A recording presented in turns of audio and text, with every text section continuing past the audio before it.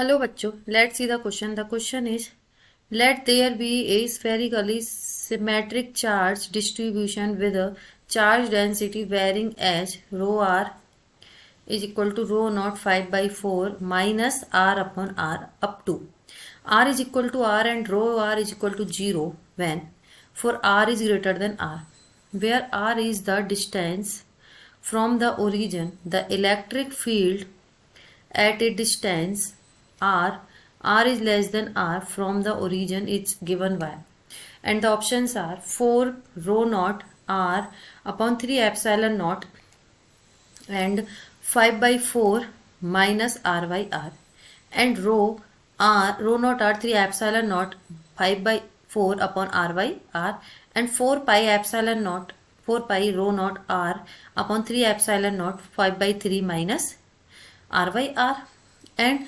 rho naught r upon 4 epsilon naught 5 by 3 minus r upon r. So first of all देखो की concept यहाँ पे discuss करेंगे.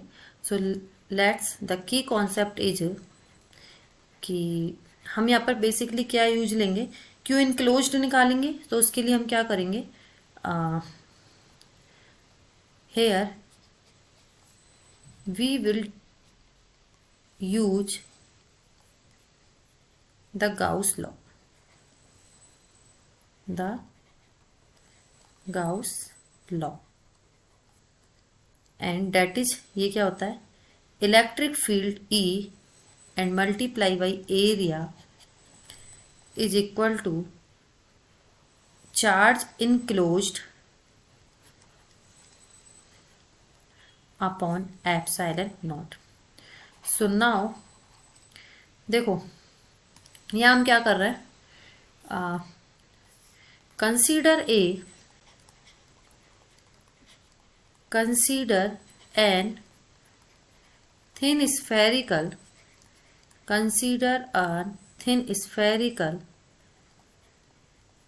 Shell of radius हमने कितनी मान ली x, एंड थिकनेस जो है and thickness dx h shown in figure. हम यहाँ पर एक फिगर और बना रहे हैं, उसमें हम ड्रॉ करते हैं. देखो क्या करा है हमने कि सपोज इस तरीके से हम इसको ड्रॉ कर रहे हैं. एक थिन स्फेरिकल शेल है,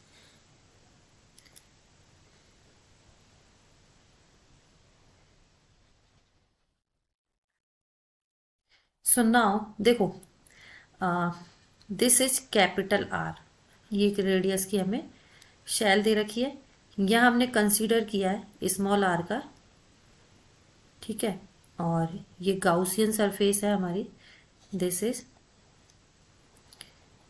गाउसियन सरफेस, ठीक है. एक शेल हमें दे रखी है कैपिटल आर रेडियस की, जहां हमने स्मॉल आर रेडियस का एक गाउसियन सरफेस कंसीडर किया है, एंड ये जो इनर है, इनर वाला, इसको हमने कंसीडर किया है x, एंड ये जो थिकनेस है, इस थिकनेस को हमने कितना कंसीडर किया है, that is dx.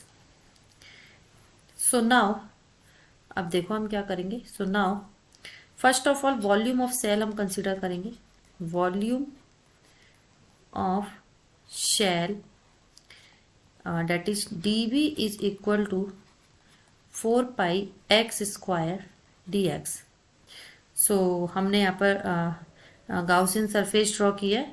Date is कहाँ की है, that is Gaussian surface R, जहाँ R से कैपिटल R से कम होगा. So total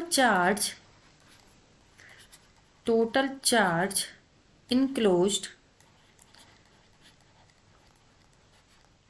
inside the Gaussian surface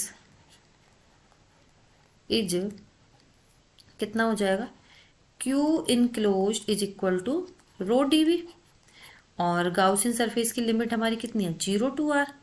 अब रो हमें यहाँ पर गिवन है, उस रो की वैल्यू हम पुट कर देते हैं.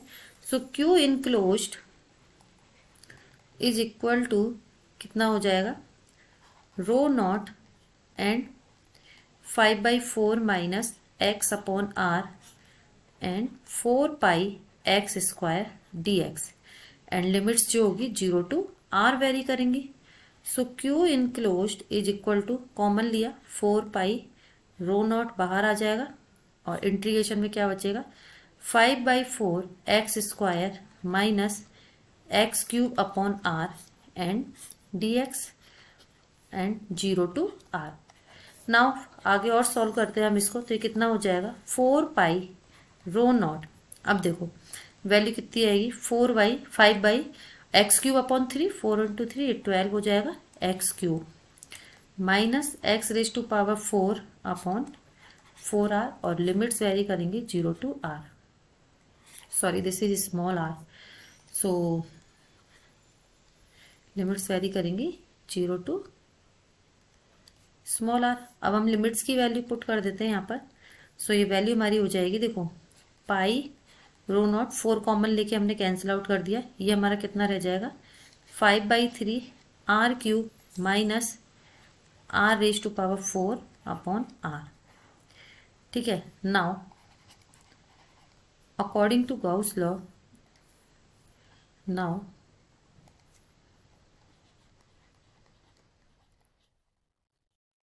according to Gauss law, that is E 4πr² is equal to Q enclosed upon epsilon naught. अब हमने जो वैल्यूज निकाली हुई है उनको हम पुट डाउन कर देते हैं. So E 4πr² is equal to कितना हो जाएगा pi rho naught upon epsilon naught and that is 5/3 r³ minus r⁴ upon r. So E is equal to कितना रह जाएगा pi rho naught r³ common ले लिया and 4πr² epsilon naught and common से लेने के बाद 5/3 minus r upon r. So now electric field जो निकल के आएगा E is equal to pi rho naught r³ upon यहाँ हम कैंसिल आउट भी कर देते हैं साथ में जो हमारी टर्म्स कैंसिल आउट हो रही है. सो इलेक्ट्रिक फील्ड जो हमारा आएगा that is rho naught r upon 4 epsilon naught and that is 5/3 minus r upon r. सो हमारी जो आंसर निकल के आएगा वो कितना आ रहा है यही पूछा गया है हमसे. इलेक्ट्रिक फील्ड की वैल्यू कितनी होगी that is rho naught r. तो ये हमारा कौन सा आ रहा है rho naught r 4 epsilon naught 5/3 r/r. So जो कि हमारा ऑप्शन डी है. So the final answer is rho naught r 4 upon 4 epsilon naught 5/3 minus r upon r, and that's option D. Hope you understood it well. Best of luck.